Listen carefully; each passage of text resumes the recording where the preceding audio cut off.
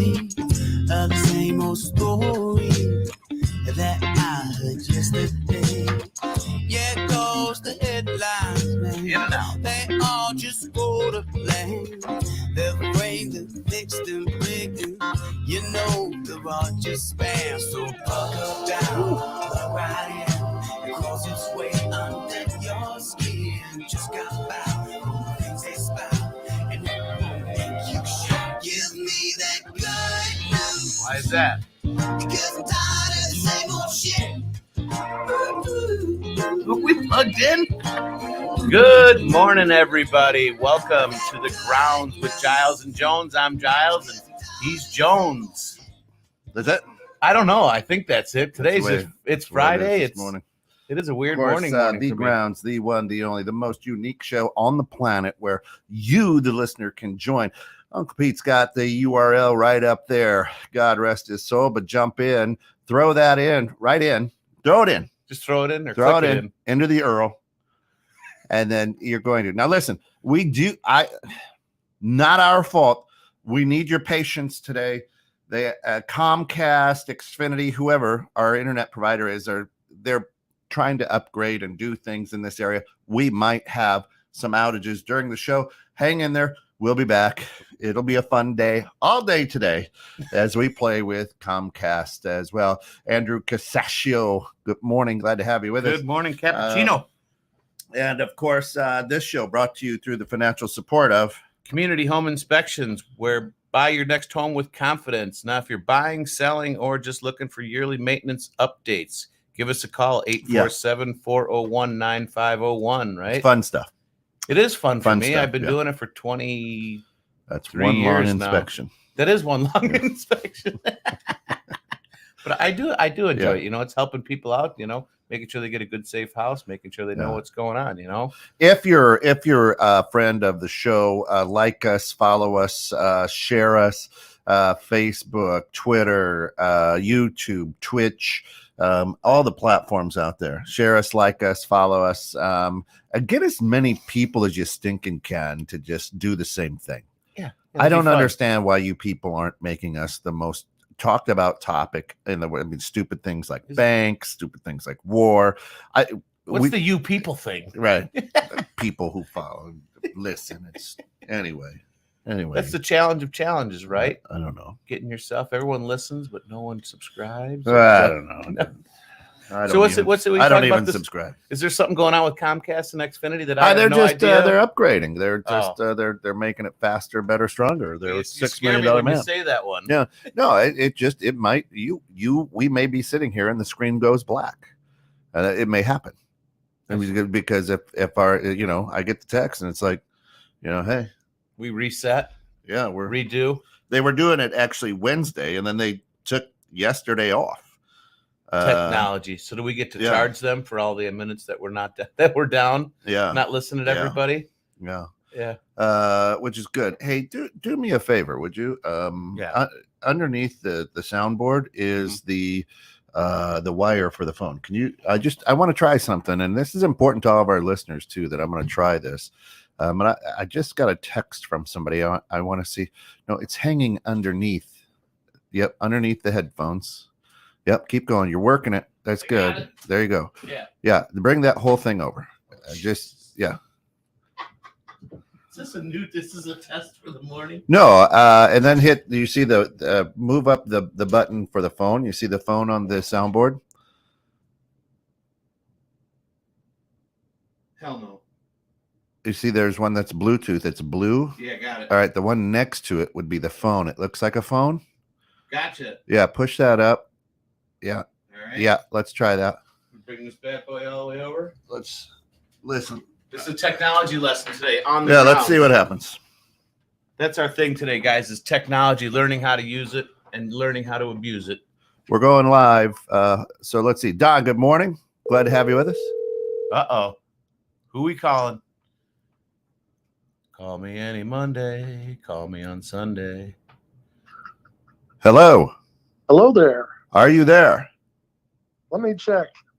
I'm here. I'm not sure I'm all here, but check it out, Coach there he Papa. is. Listen, what's up? We know a lot of you have been praying. We know a lot of you have had this man in your thoughts on the phone live with us right now. The one, the only. We haven't heard from him for a couple of months. Coach Papa on Monday. Quadruple bypass. Doing well, brother. Your voice is angelic. How are you? I'm doing well, actually. The doctor was just in. They're pulling the chest tubes out today, and she said if I feel good by this evening, I'll be able to go home. Wow. So what do you mean the quadruple bypass isn't an in and out surgery now? I mean, I thought that was like drive through these days. It's so common, right? Right. That's well, she stopped my heart for an hour and 4 minutes. Hi. That's crazy. She must have been good looking. I was going to say she must have been really good looking. Didn't just send my heart a fluttering. Right. I think the book will be she touched my heart and it stopped. Yeah. Oh my God. Right. That's so weird to even consider that with technology these days. I mean, we were just talking about Comcast resetting. Well, they reset your heart, you know. Yeah. They hit the reboot button on that. Wow, that's amazing. So they shut you down for an hour and 4 minutes, and so they've got you on the what is that machine that actually does all the pumping of your bypass machine? Still called the heart-lung machine. Okay. Now, actually, and I found out afterwards, it actually aerates your blood as well. So it's not breathing for you. The lungs actually totally collapse. It's just reoxygenating your blood? Reoxygenating the blood while it circulates it. Wow. And I mean, it's been interesting. The surgery itself took about 4.5 hours. My heart and lungs were stopped and deflated for an hour and 4 minutes. Wow. And then they restarted the heart. She said it started the first time right up. They reinflate the lungs and they put the chest tubes in to take care of any additional drainage that comes out. And they got you up walking that. Was it that afternoon or the next morning? That's crazy. So the question a lot of people, I mean, I have, but I'm sure a lot of other people have, when they do that, when you're, I guess clinically you're dead, right? I mean, your heart stopped beating. I mean, your brain's still going, but do you, I mean, is there anything that you remember or other than, hey, they're going to give you that when I went under anesthesia. Light? Yeah. Is there a bright light? I mean, did you see your life? Did you see Ron or Uncle Pete? I think I had a vision of Kent with wings. Oh no, that was just him getting his Halloween costume ready to go for next year. St. Patrick's Day. Now that you mentioned a holiday. Yeah, St. Patty's Day. Yeah, St. Patty's. I actually put some green on today. I'm feeling a light festive. I got my 216 shirt on underneath. So well, buddy, I'm gonna tell you what. I know a lot of folks here at 216. They've been praying, they've been pushing hard for you, and have sent messages, emails. How's coach? How's coach? How's coach? And you that you are missed and loved, and your voice is making everybody very, very happy. Shayna says, "Good to hear you, coach." Yeah. The girl I had the first night, she's in here with me, and I said I need to check my recall if you don't mind. So she's okay. So I recited poetry to her all night while she was working in here, and all of it came back. I mean, it was. I think there was one line I forgot in the Ragged Old Flag, but it was an interesting evening. Then I brought my combat brain training with me. Yeah. And my baseline time has gotten down to 38 seconds. And the first time I did it right out of recovery when I woke up was 1 minute and 10 seconds.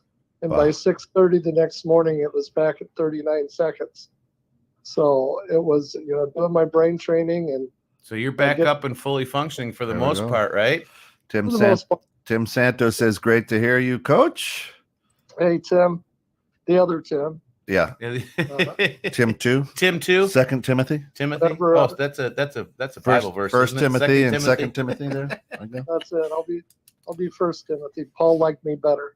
Yeah. Oh wow. Fighting words there. Fighting words. That's right. Well, that's awesome to hear that you came through good, and then hopefully they'll send you home tonight, right? That's the plan. If you understand the reference there, when the apostles were walking with Jesus and They're pretty sure he was going to die. They were all going, well, who's going to be in charge? Is it going to be me? Is it going to be me?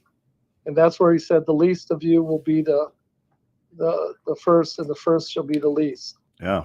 So Yeah. I allowed Tim to be better than me by taking the first position. There you go. So I'll be the least. He can be the most.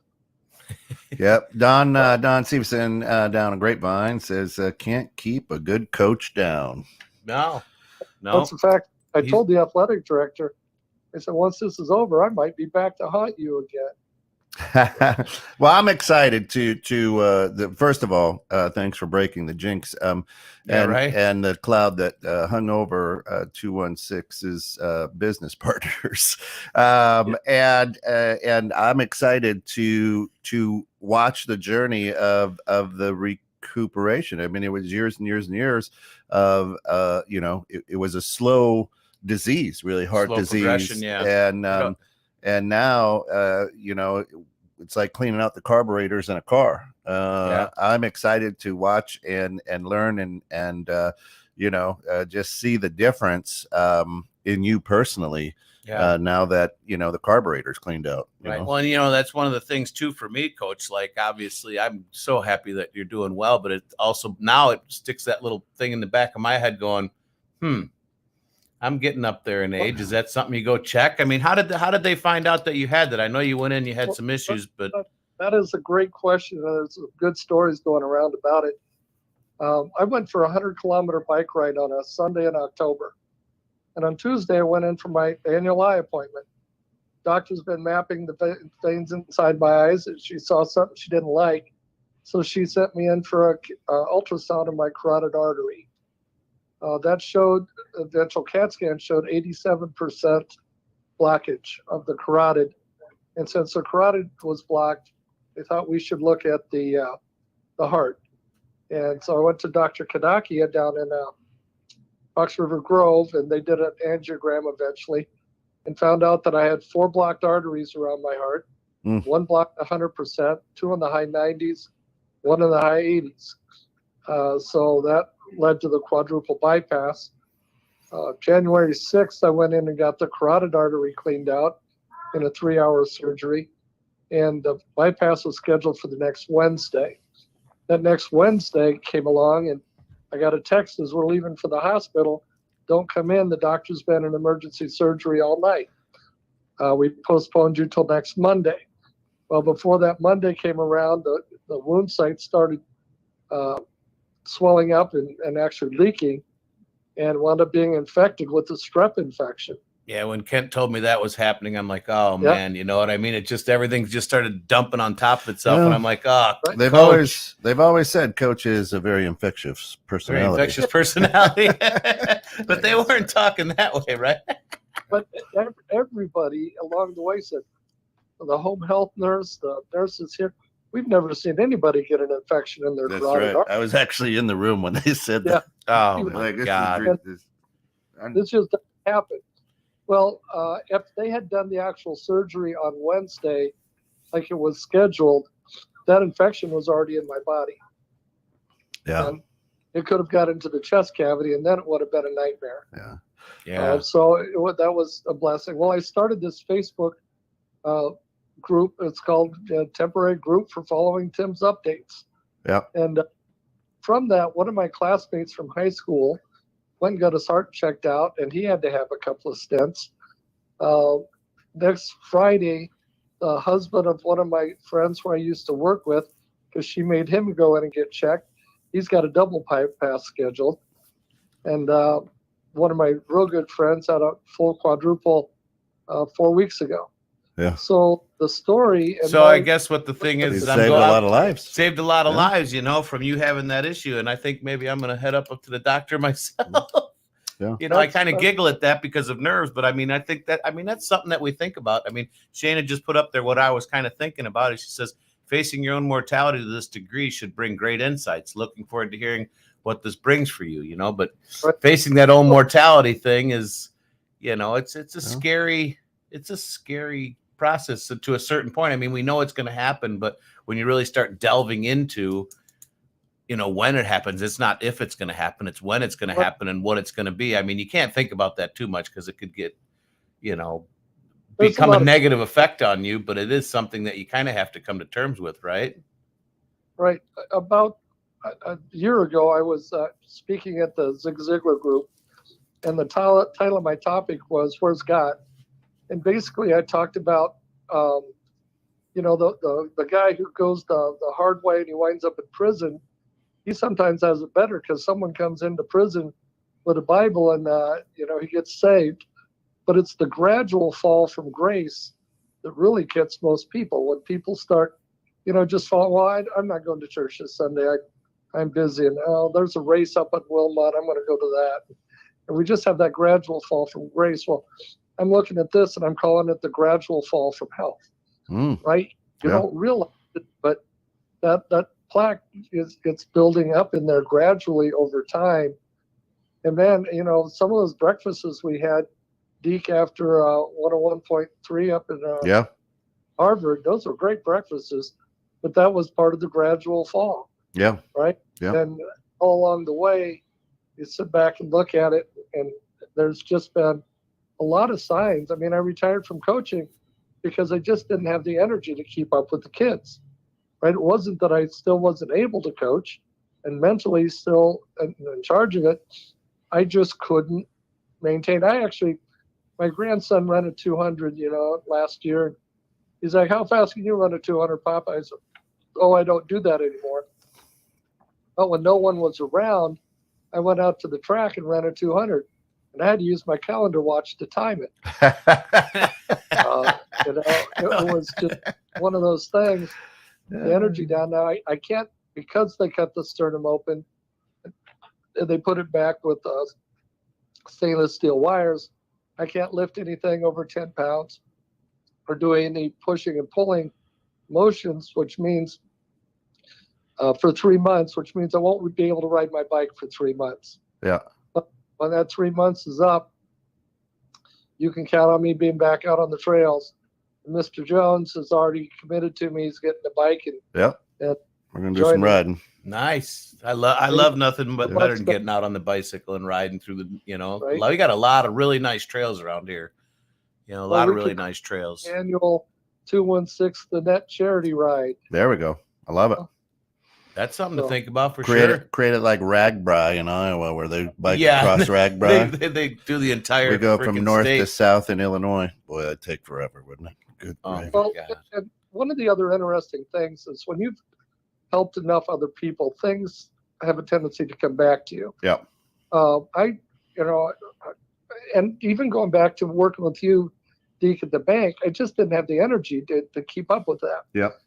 And so I've been slowly backing off from some of my coaching, but I still need to make X amount of income a month so we can eat, pay bills and do the trips we want to take and do the things we want to do on our semi-retirement. And I stopped basically working around October. So some of that monthly income went away, and my son set up a GoFundMe account, and it raised just the exact amount of money that we needed to make sure we were able to not have to go into our retirement savings. That's amazing. Yeah. Wow. As a matter of fact, one organization itself sent me a check directly, and it's not on the GoFundMe page, for $2,000. A guy my son rides bikes with in Texas that I went on a few rides with when I get down there, he sent me a check for $300. That just makes you feel really good inside, doesn't it? I mean, when you're needing the help like that, and just reinstills the fact that there are a lot of good people still out there in the world, which a lot of people don't, we don't see all the time with everything that's going on right now. So it's, for me, that warms my heart for sure, hearing that people were stepping up, and I didn't even know there was a GoFundMe page, or we, would have helped out there. But so we can chat a little bit later. I still got 3 months of recovery, so I don't think you're clear. All right. Yeah. Shayna says the fall from grace, or this fall from grace, seems anything but gradual. LOL. I wonder if the decline in fellowship of organized religion is creating a vacuum that makes people seek a quote unquote tribe to belong to. We tend to be group oriented. 100%. That's part of the normal human psyche, is to have a social connection, and to have the tribe that she calls out, people that, are your people, that help you out, that help you go through life and help you, talk through things, make decisions, support you in times of need. It's a very lonely, and I don't want to say sad because I don't live there, but for me, it would be very lonely if I didn't have the group of people, around me that I have.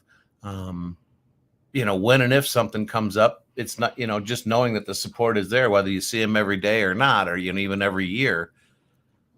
So yeah, tribes for me is a really important thing. I mean, you've got everyone wanting to help you, Kent. I mean, you've got a hell of a tribe behind you. I'm as well. I wish that tribe had deep wallets. Go ahead and send your money to no. It all comes down to money now. Does. I don't want you as friends. I just want your cash. Call me the Silicon Valley Bank. Anyway, never mind. When we talk about tribal, I mean, we're built to yearn for physical touch. Some type of connection. We're built for human connection. There's been several studies over the years, psychological, medical, all those things, that do show that there are. It's not good to be isolated or by yourself. Good benefits. That's why, if you take a look at, again, Tom Hanks movie, when he's stranded on whatever Castaway or whatever.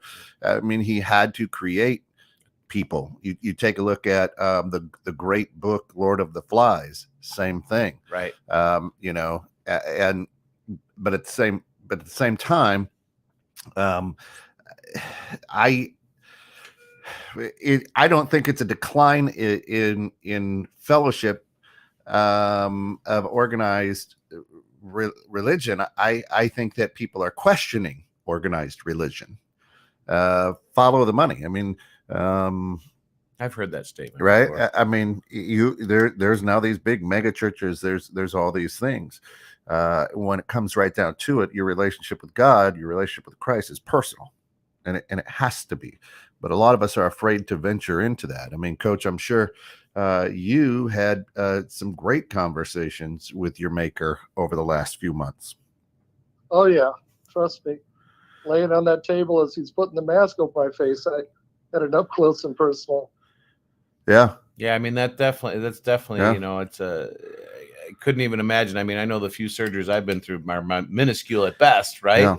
So when you're going to that, there's definitely that question in your head. So, I mean, so the tribalism that's out there is, if you were to ask me, Shayna, the tribalism that out there is absolutely marketed, is absolutely sold and bought into. You can't have a talk about any topic today with anyone in America. And I'm speaking for American, for all of our worldly listeners out there, people who are not living in America. Everything now is divisive, and it's my team against your team. Yeah, 100%.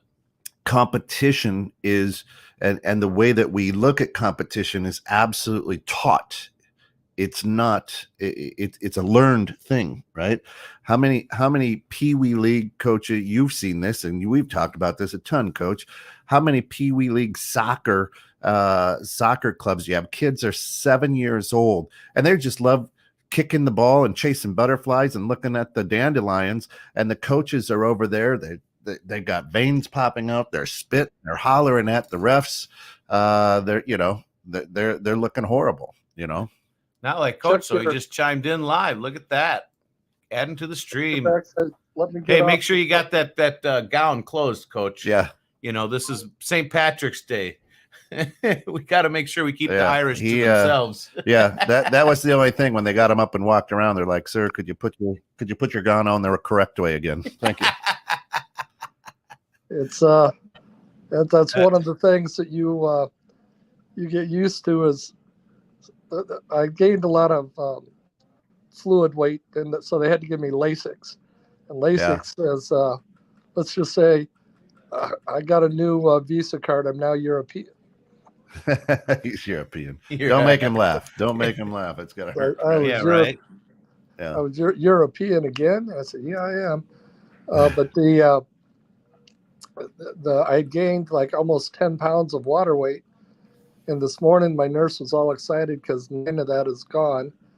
And Nice. it's just been a good recovery. So Yeah, I blessed. thought I could pop in live, let people see that I'm not just making this up. I actually feel really, really good. If you don't want to see this, look away. But the scar is put together with super glue. You know, Yeah, isn't that amazing?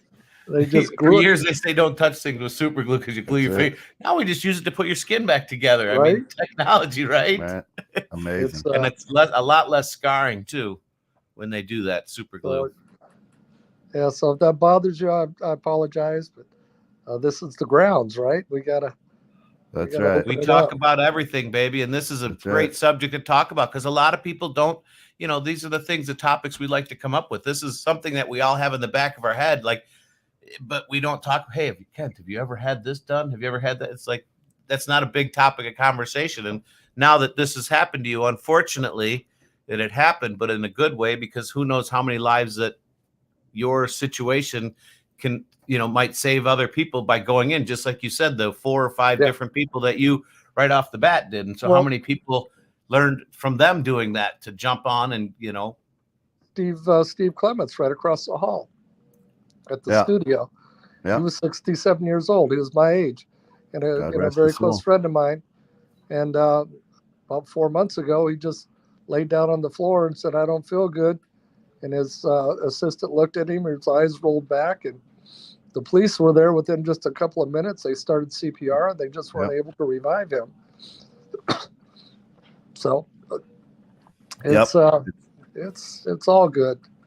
That's good. Well, we're glad. I'm going to tell you what, we everybody, I speak for everybody who chunks in here to 21.6 is a bit of our heart is lightened because you are well, and we're excited for you, and we're excited to hear the stories, and we're excited to be part of the next chapter, which is awesome. And well, the main portion of the story is going to be, she stopped my heart, or she touched my heart and it stopped, or something like that. Yeah. You're gonna write a poem. You're gonna write a poem on it, there, Coach. Get something good. Yeah, already have. That's another story. That's great. When you're laying awake at 3 a.m, there's not much else to do. Yeah. I made some new Snapchat filters, but I haven't put them out yet. Well, there is a few things to do, but they probably told you to hold off on that activity too. That's right. Yeah. That's it. Well, the biggest blessing is when they pulled the catheter out. I mean, that's it's one thing to get up and go. Yeah. Oh, thank you, Lord. That's right. That's right. Slowly but surely getting back to normal. And Mike Maritek is like 4 weeks ahead of me. He had an emergency quadruple bypass 4 weeks ago, and I called him and talked to him on the night after the surgery, and he goes, "Man, I wasn't talking for 2 days." Yeah, well, I've been marveled. They've had him up walking. I mean, the recovery is amazing to me. And it's awesome. So, well, I know it's. But I'm not a big fan of hospitals, so I didn't come in and see him. I said, "I'll see you when you get home." Yeah, well, you came in last night. And you happened to be there when the doctor was there. And I know he's my brother. He can stay. Yeah, but this time I was like, no, it went through. I was in touch. I believe you. I don't need to go to the hospital. I was in touch with April the whole way. She, Sean, and Dawn were there. So I mean, you were all good. And they wouldn't. I wouldn't have been able to see him the day of the surgery anyway. He was up in the ICU, so I was like, okay, if you guys need anything, let me know. But I'm excited here. We'll pop over and see him probably this weekend or next week. The real blessing is that the reason the surgery was on Monday the 10th is my granddaughter got married, or Monday the whatever it was. My granddaughter got married on Friday the 10th. And so I was able to be at my granddaughter's wedding, and she wanted me to announce do all the emceeing at the reception, and I'm like, well, I think I'll be okay, So we did that. And before the bridal party came out, Scott, this is the story I told him. I got everybody's attention. I said, did you hear about the 80-year-old woman who got married for the 4th time? A local radio station, 216 Annette, thought that was pretty cool and sent a interview reporter over to talk to her. And during the course of the interview said, so tell me, what was the occupation of your new husband before he retired? She said, oh, he isn't retired. He owns a funeral home. He's a funeral director. And as a follow-up question, she said, the reporter said, well, what'd your other 3 husbands do? She said, well, my first husband was a banker, and he was a good banker, so he did a good job of setting me up financially for life. She said, my second husband was a circus ringmaster, and he was the most fun of all my husbands. We just had a great time. My third husband was a pastor, and actually he was a pastor who officiated the funeral of my second husband. His wife had died a few years earlier, and we hit it off during the funeral. Next thing you know, we were married, and now I'm married to the funeral director.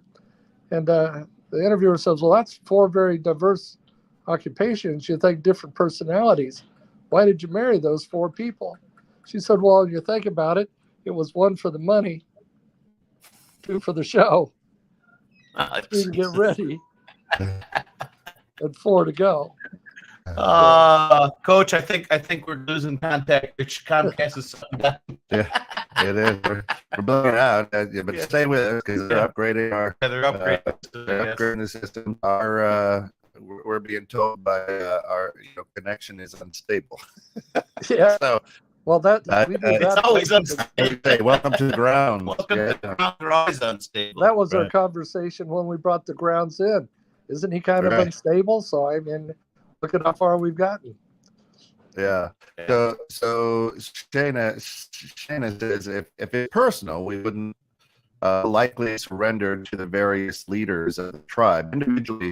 Individual responsibility tends to keep people in check. Act a fool and get ostracized. In today's world, we can surrender and deny the contrast of opinion. Those Ford guys are seldom formed. Those Ford guys. Yeah. I'm not following that one. So here's what I'll say. From the word go, if you grew up in the public school setting, you were always compared, right? And we can talk all day and walk circles around this, but if it was personal, we would likely surrender to the various leaders of the tribe. There's a lot of people who don't, right? There's a lot who push back against those various leaders of the tribe. I am in a good spot in my life. I always have been. I've always walked my own path. If you like me, great. Most people are like, you're an ass, or I really like you. Well, it's same here. So, but from the word go, oh, Scotty got a smiley face. You didn't, Kent. You should be more like Scott, right? And then we get into grade school for sure. And then we get into we need to be So the nerve of pushing yourself and judging yourself against somebody else is from the word go. When in essence, as a teacher, I shouldn't even go use Scott paper. Scott. They're supposed to be. It should be right. Individuality. So to me, I don't know if people. There are a lot. Yes, absolutely. There are a lot. In my world, in me, I would say I don't surrender to various leaders of the tribe. And a matter of fact, a lot of the leaders don't like me because I tend to do. Coach knows this. He's one of my closest friends for years. So could ask Mike Critchie, one of the owners of I can verify everything he just said. But I like to poke the bear. Well, right. Well, and that's like me as well. And I think that's why we all gravitate to each other, because we don't accept what everyone says needs to be done. You need to do, like I said, you walk your own path. You beat to the sound of your own thumb. It's individuality. That's not taught these days. They're taught to be, grouped, if you will. It's not. They don't want to teach you to be an individual. They would pair you. People like to feel accepted. People like to feel there's safety in numbers, right? Right. The Beatles back in the 60s came and look at everybody became roadie all of a sudden. Right. Yeah. Right. Oh, you know, people who follow sports teams the same way. Oh, I hate you because you have a G on your hat and I have a C on my hat. And now everything is divisive by R's and D's and things. You know, it's just that. And Shana says, would it be correct to assume you are aware that isn't a trait the majority have? They want to think. Yes, no, that's why I say that's why I try not to use generalizations as well, Shana. So that's why I say me, and I don't say most people or everyone or Right. you know, all 53-year-old white guys think no, right? I don't do that. And I get very upset. You've seen it on the show. I'm not upset, but I'm like, wait, you're saying everything. Well, yeah, I should have generalized. So there's a lot of that. But that's why I am very. If anybody knows me, it's weird, right? So I have this personality when I'm behind a microphone, okay. But for the people who know me, leave me alone, right? It's like, I'll go into my wood shop, let me play in the yard, let me go into I don't have a lot of quote unquote really tight friends where it's like, hey, every weekend, let's get barbecue. You know, there's a lot of that. I'm like, you do, I'll do me. When we get together, we'll have a good time. But the truth is, I don't have a huge circle, right? So all of my, it's very safe here to the millions and millions and millions of listeners at 21.6. This is very safe for me because I can be this guy and there's nobody here, right? So I can put this on. Coach and I have talked about it a lot on Two Ball Guys and Microphone is don't put me in the crowd. Don't put me in the stadium. Put me on stage. I'd rather be on the stage. People are like, oh, I'm so scared to speak. No, put me on that stage because I'm not crowded by people. That's my space. It's a lot of performers, a lot of people who do what we do. This is comfortable. Why? Because there's a lot of eyes on me. That's cool. Right, but you're not surrounded, you're not boxed in. Yeah. You know, that can be really uncomfortable. So, you know, for some people. We were at a John Denver concert one time, and I always pick the outside seat. I don't like to sit in the middle of a group. So I was in the chair that was right next to the stairway. And it was, you know, standing room only. It was pretty popular back in the 70s. And this guy comes down and he sits down on the stair right next to me. I'm like, what are you doing, you goofball? You gotta buy a ticket, get a seat. Well, then they introduced John Denver, and it was him. He'd come down the stairway, and he sat down. He reached over and shake my hand and said, how are you today? And then I looked at him, and that's when they introduced him. And I'm like, you know, at first I thought he's just some schmuck, but I'm with Kent on that. You know, give me a stage and a microphone. I can be there all day. Put me in a crowd, I'll last 2 minutes.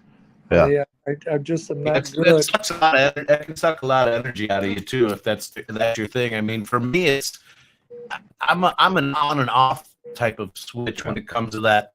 There's some days that, you know, that I just need the energy of being around in big crowds. I just, you know what I mean? I need to be back, and you know, because I do feed a little bit off of those energies, but there are some days where I need, like Kent was just saying, I need to be out of the mainstream, but still be able to talk and, you know, get my mind. You know, and Shana, here's what I would say: take a look at any tribe that you see out there. Show me a tribe of drama. I prefer to live my life without drama. I don't need to know, oh, Becky said this and Jim said that. Listen, I learned very early, you know, in high school, you know, I wasn't the guy that hung out at a clique or whatever, right? I walked my own path. I hung out with everybody, but I didn't have I wasn't part of the greeters, or I wasn't part of the jocks or whatever, right? You just spread yourself around, whatever, right? The day.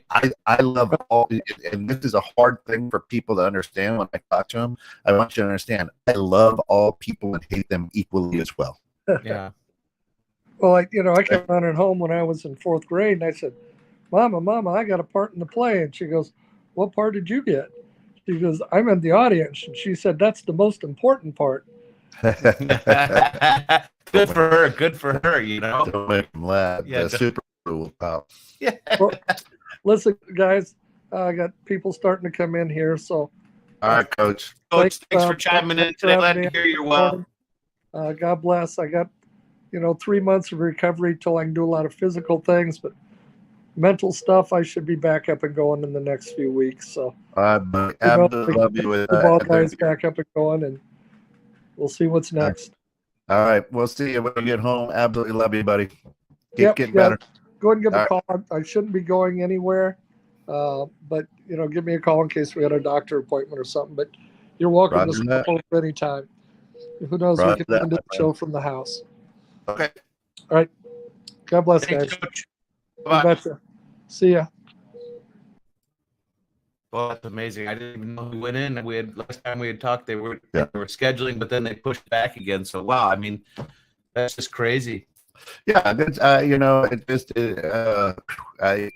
I was talking with April, and when she sent me the text, it went better than expected, and everything is great, and he's out of street, and it's just I was like, oh, it teared me up. So, yeah, though in the back of your head, you probably comes the curse, baby. Hey, so yeah, it was great. Yeah, Shannon says I love individuals. The most. That's a really important part of anyone's psyche, being individual. Yeah. Really being able to be true to themselves and not really feel judged. And I mean, for me, trying to be true to myself sometimes is hard because it almost feels like you might be hurting others by being 100% true to yourself. But that's not the way it should be. I think I always overthink things. Yeah. But being an individual is very important, and that's not something that is pushed and taught a lot these days. It's to conform and be the tribe. I mean, we need the tribe, we need the people, we need interaction, but we also need they're calling it these days your downtime, your personal time, to actually be by yourself and think for yourself without electronics in front of you to be yourself. I mean, it's hard to be yourself being bombarded with shit every day, all day long, from a million different sources, right? Say that again. It's hard to be yourself when you're getting bombarded, right? Why? Well, for me, how do you feel that way? I feel that, well, like, let's just use like all the communications that's coming in here, the television set, billboards. I mean, things of all of which I use for business, but there's an overload of information coming at me. To be able to, that's why I like the outdoors so much.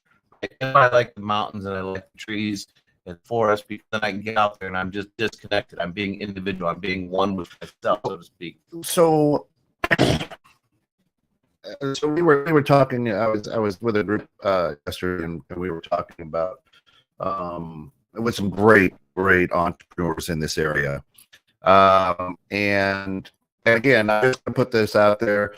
Comcast, Xfinity, whatever it is, our internet provider is doing work here. So we do have a very unstable, how's it saying? We have an unstable connection, right? Yeah. So we will do the best that we absolutely can, but the truth of the matter is it's unstable. So if we're in and out, we apologize, but we're coming at you with everything we got. I just want to put that out there. Shannon says the ability to hide behind a corporation or credential is a recipe for sanctioned creepiness. She says the solar flare is messing with the audio hard. Right. That's why I just talked about right. Yeah. I know. I didn't know it was solar flare. Yeah. No, you got to inform the old guy that's not been reading lately. Yeah. So that's what Kent's wife said. Very unstable connection. That's right. So we were there, and we were talking about, as leaders, as people in the community who run businesses, how do you time manage? How do you do things? And the truth of the matter is, if you feel that way, you're overrun with communication, people haven't learned how to prioritize, and we feel that all of a sudden I need to answer quickly, or I need to do this. And the answer to that is you have to reprioritize, right? You have to take a look at it. And then it's discipline. We lack as a culture discipline. There just isn't, people just don't have enough discipline to say, oh my gosh, my phone rings, I got to pick it up. No, you don't. Right. What did you do growing up when you were out of the house and the phone was on the wall? You didn't know that it rang. You didn't give a shit because you're most likely with the people that you wanted to be with. And so, I have an issue with people who say things like you just did, is I can't be myself because of all the what? Well, I guess I shouldn't say I can't be myself. It makes it a little bit harder with all the distraction in the world. And I'm just talking from me specifically. I mean, other people, obviously you feel differently, but it makes it a little bit harder because of my lack of discipline, right? To being able to get myself to stay away from this. I mean, I turn my phone off a lot other than the ringer, because that does distract me and from getting from my normal routines, because I feel like instant response is important these days. And I don't know where that came from, how that started happening, but I let that creep into my own life. Yeah. Right? I let it creep into my own life. And it's like a lot of things. It just kind of happens, and it starts out small and it just starts rolling. Yeah. And I mean, there are times, it's doing what it's designed to do. there are times when this phone rings and I know exactly who it is, but I'm like, well, this is going to be a longer than a 30-second conversation. I let it go to voicemail. Right. Or I send him a text, hey, can't talk right now, I'll call you later. And later sometimes is 3 weeks later. I mean, I don't,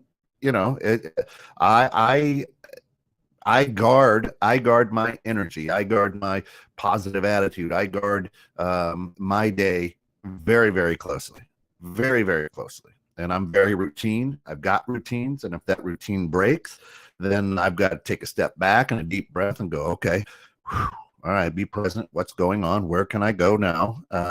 How do I get out of this situation? How do I get back into the disciplines that make me who I am? And so to me, in America, we don't have anybody who's, I won't generalize. I have many. You're going to Scott it. Many people are not disciplined. They don't understand what discipline is.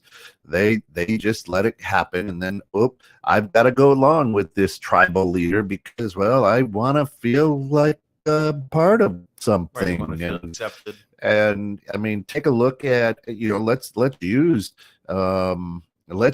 religion as that.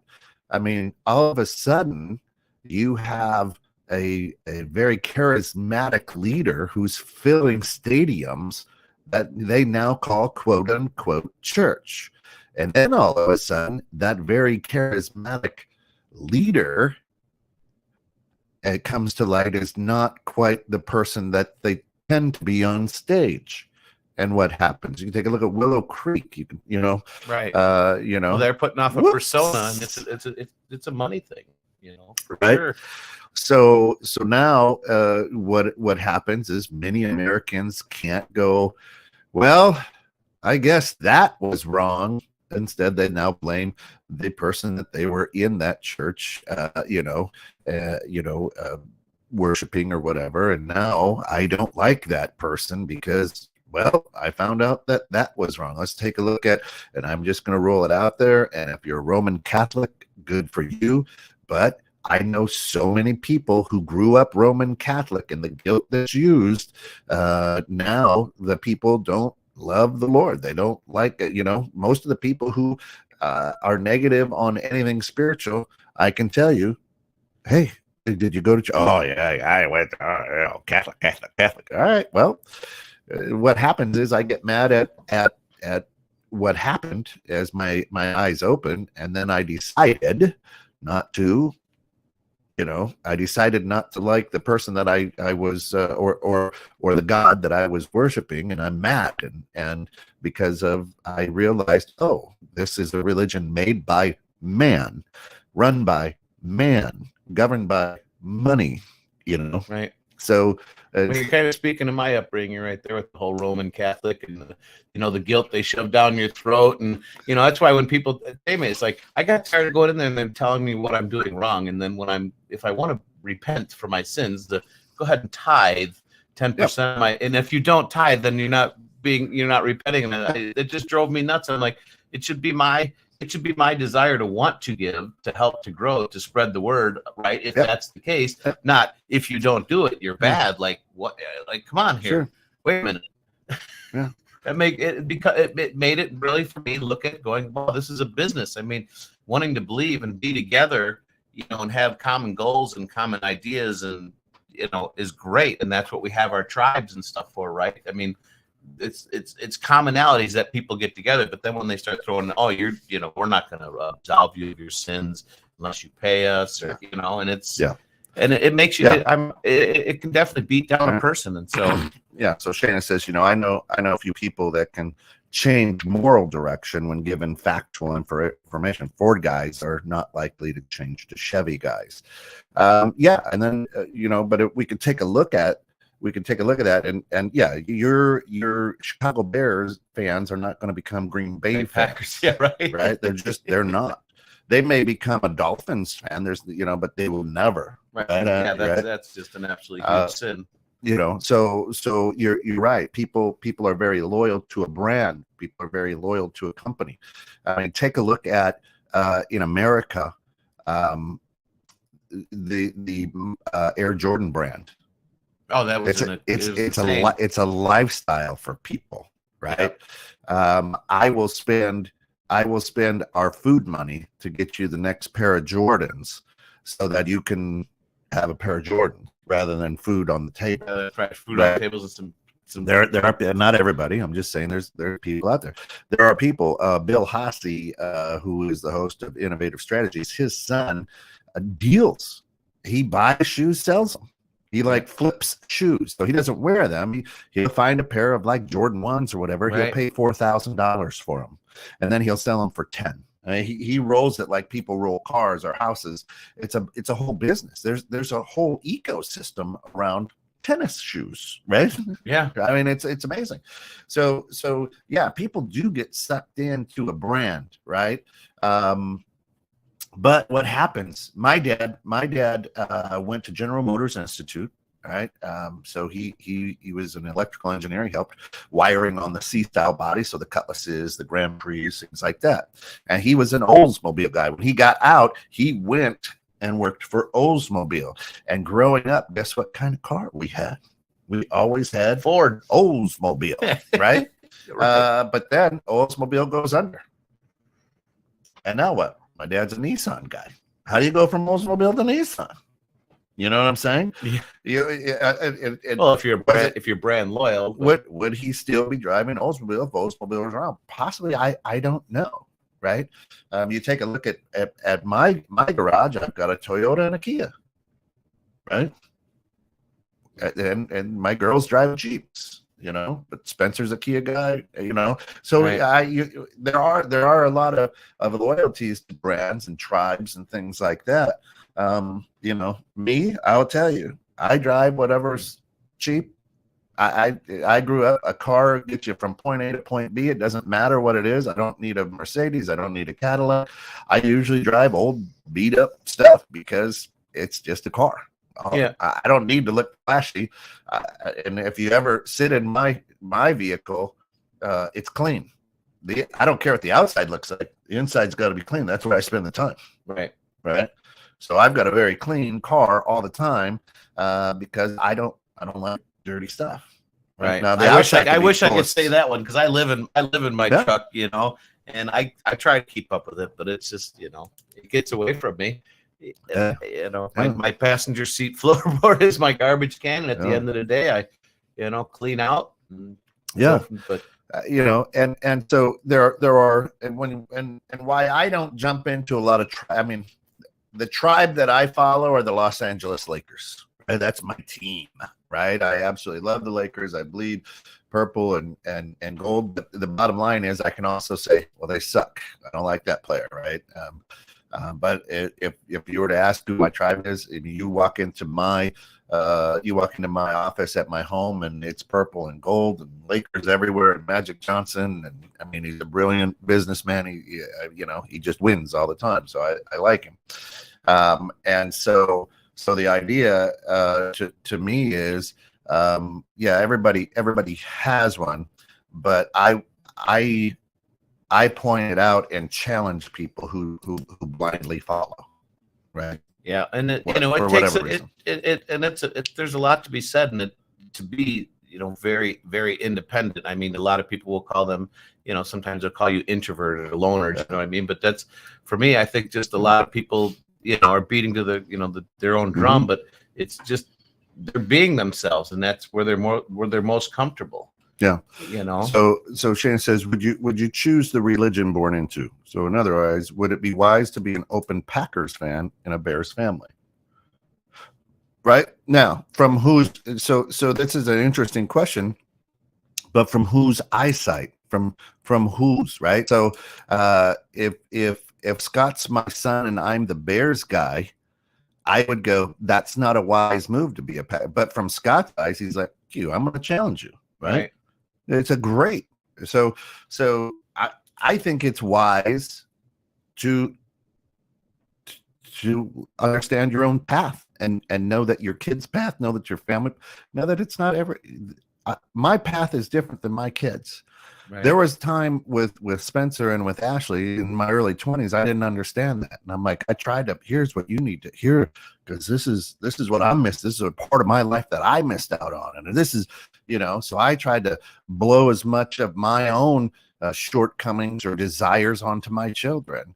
Well, they walk their own path now, and I think it's wonderful. And I embrace their individuality. I embrace that. Yeah, right? that's I don't listen. You do you, right? I don't care. And as long as it's not putting me or Alice or Lucy, because she's 13 and I still, we still have quote unquote legal control over her, right? Is as long as you don't put me in a position that we're going to die, then you do you. Yeah, I mean, that's a hard one. That's a hard one for a lot of people to do that. And it's good that you recognize that, because a lot of times you're kind of pushing yourselves on your kids because you want them to grow up happy, and you only know one way, the way you grew up, and in a lot of people's minds, that's the only way, or the right way to do it. And you don't realize that you're actually squashing, or their individuality by trying to tell you should do this. Like, I mean, that's the worst word in the word you could use for everybody is should on them, right? Well, but here's the other thing. But you do it out of love. But here's the other thing. As grandparents, as parents, as neighbors. Oh, look at Zach, looks just like you.